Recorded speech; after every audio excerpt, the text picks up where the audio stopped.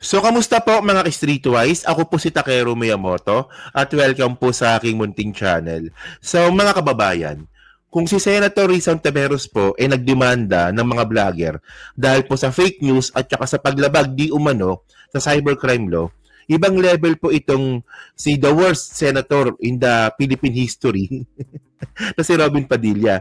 Kasi siya po, nagdemanda po ng troll. At ngayon, ang drama po ngayon ni Robin Padilla, dahil po sa troll po na to, nanganganib daw po yung buhay niya kasi susunugin daw po siya ng buhay.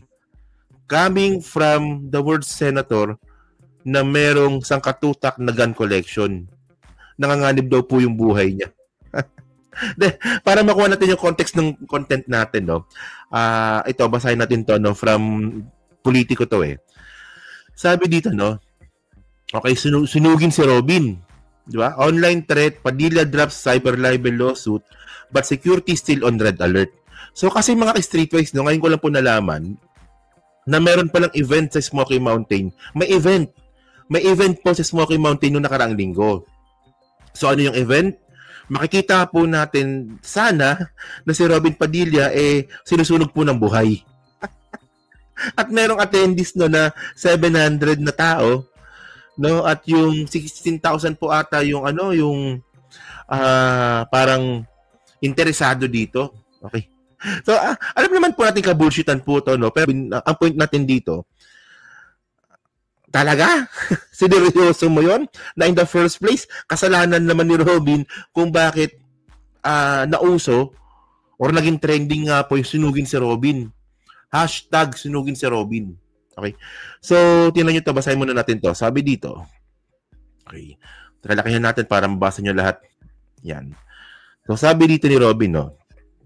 Okay. Senator Robin Padilla is no longer pursuing plans to sue the people behind an online campaign, literally calling to burn him alive. So, ngayon, iurong na raw po yung demanda. Okay. So, malinaw, Alam nyo, no? Nagdemanda ng troll.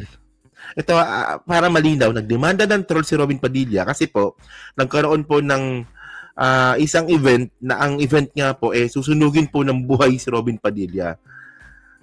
Pero, in the first place, kasalanan naman ni Robin to, Pakita ko mamaya, no? So, sabi niya dito, Padilla admitted that his family expressed concern when they find out about the sunugin si Robin Padilla event circulating online. The post was so disturbing that the senator's security team went to red alert to ensure his protection. Okay. Ayos talaga. So, ini-imagine ko lang kung paano nangyari, no? So, paano sinabi ni Robin Padilla doon sa mga bodyguard niya na, okay, kayong mga bodyguard na bayaran ko, Okay. May banta sa buhay ko. O, susunugin ako ng buhay sa Smoky Mountain. O, mag-red alert tayo. Sabi ng isang bodyguard niya, sir, sino po yung nagbabanta sa inyo? Pag nakita namin, gagawin namin ng solusyon kaagad yung problema mo. Ito, sabi sa Facebook. Walang pangalan pero sabi sa Facebook. Wala, nag-red alert pa talaga. And then, continue pa natin. Sige, sabi pa dito. Okay. But they had a change of heart about plans to file cyber libel.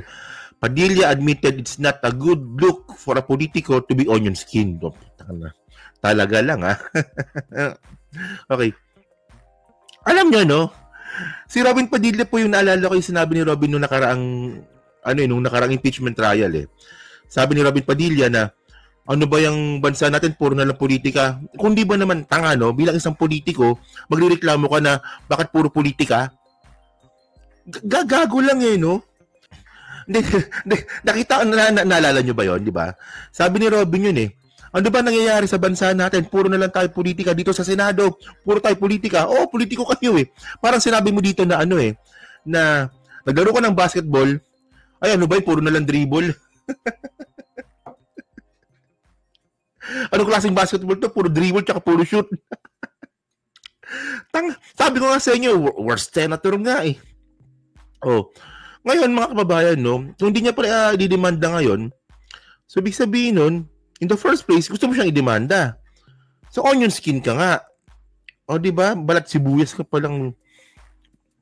So, sabi pa dito, Ang aking buong pamilya ay nagkaroon ng matinding pagkabahala nang mayroong maglabas sa social media ng isang kampanya para sunugin si Robin Padilla. Nagkaroon ng paghihigpit sa aming mga pupuntahan at sa hanggang ngayon ay naka-red alert pa rin ang aking security. So paawa siya ngayon, no? Dahil ang mga ganitong kampanya ayon sa kanya ay baka sakyan ng mga terorista, Padilla said in a Facebook post. And by the way, sino pa bang terorista dito sa Pilipinas? Sinong mga terorista yung sinasabi mo? Ipaubos na yan. NPA, ubos na. Abu Sayyaf, halos wala na. Kayo lang naman natatakot dyan sa mga NPA na yan eh. Ipaubos na nga yan eh. Oh. And by the way, sa tingin mo ba, sasakyan ba ng mga NPA o kaya ng mga sinasabi mong terorista yung post sa Facebook? Papakita ko mamaya. Sabi pa dito, pero napagkasunduan ng pamilya na bitiwan ang pagreklamo ng cyber libel dahil hindi naman sa isang politiko o maging balat sibuyas, he said, di ba? The online event, no? Sunugin si Robin Padilla, which ran from June 10 to June 21. So matagal na pala, no?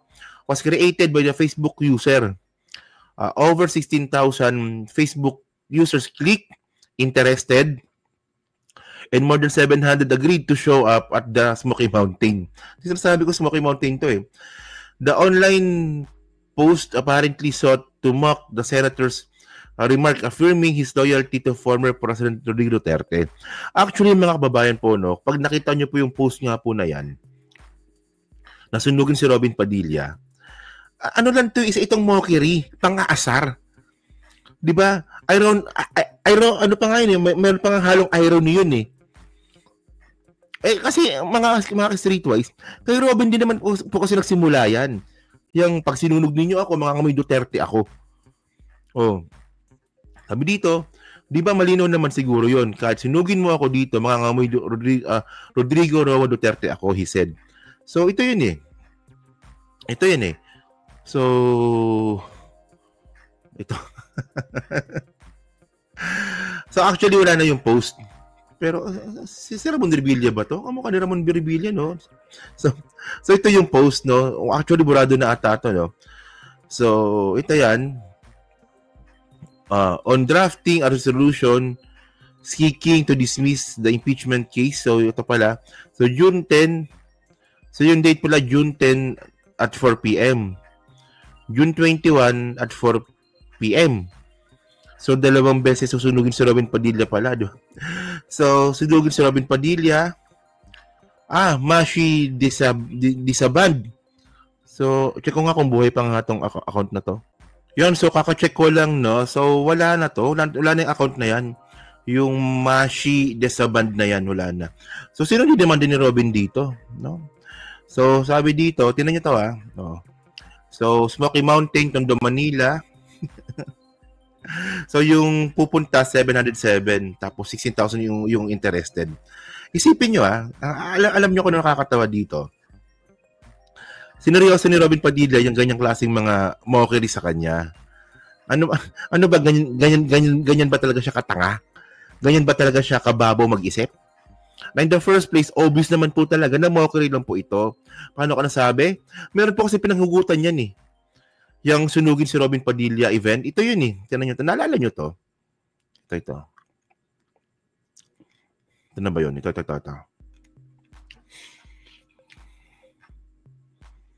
Hindi naman kami nag-uusap-usap, may kanya-kanya kaming isip, may kanya-kanya kaming gawa, may kanya-kanya kaming staff. So, hindi yung Duterte move, sir? Yung kasi... Kami ang Duterte kami. Di ba malinaw naman siguro yun, kahit sunugin mo ako dito, mga ngamoy Rodrigo Roa Duterte ako. Diba? Pero ayan, di ba? So, ikaw may sabi nun dati, no? Na kahit sunugin ka dyan sa Senado, mga ngamoy Rodrigo Roa Duterte ka. Actually, no, ayun po, freedom, ano yun eh, parang hyperbole yun, ang tawag dun eh. Para nag-hyperbolic ka lang eh. Na hindi naman totoo yun. No? Kung literal natin. Na pag sinunog ka dyan, no? Pag sinunog ka Robin Padilla, hindi ka mangangamoy matandang hukuluban na si Digong. Mangangamoy taong sunog ka. Di ba? Mangangamoy sunog na laman ka. Pag sinunog ka, hindi ka mangangamoy matandang hukuluban na Duterte. So ano yun eh? Ano mo yan eh? Hyperbolic na pagsasalita mo yan eh. Parang expression, di ba? Kung ano ba itawag niyo dyan. So, ang point natin dito, no? Yung sinabi mo na yan, ay ginamit as an irony sa isang event na hindi naman totoo, siseryosohin mo na in the first place, sa'yo rin naman nanggaling na susunugin ka. Di ba? Sabi ko nga sa inyo, ito yung worst senator na hinandle niya yung sitwasyon na to sa isang worst way possible. O di ba? So ngayon, ang nakakatawa pa dito, no, sa sinabi nga ni Robin dito sa bandang huli, na naka-red alert pa rin daw po yung mga tauhan niya, at iniisip niya raw po na nanganganib po yung buhay niya, coming from sa isang senador, di ba, na merong sangkatutak na gun collection. O, Robin Padilla show off gun collection. Actually, ano yun eh,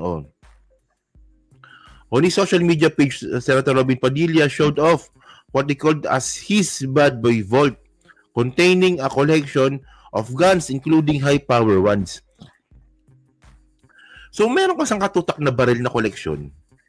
Matatakot ka sa Facebook post na susunugin ka.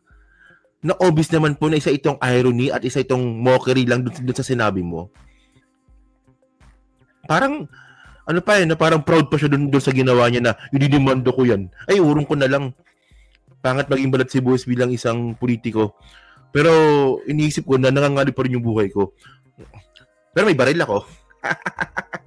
Saan katutok ang baril ko? Di ba? Parang,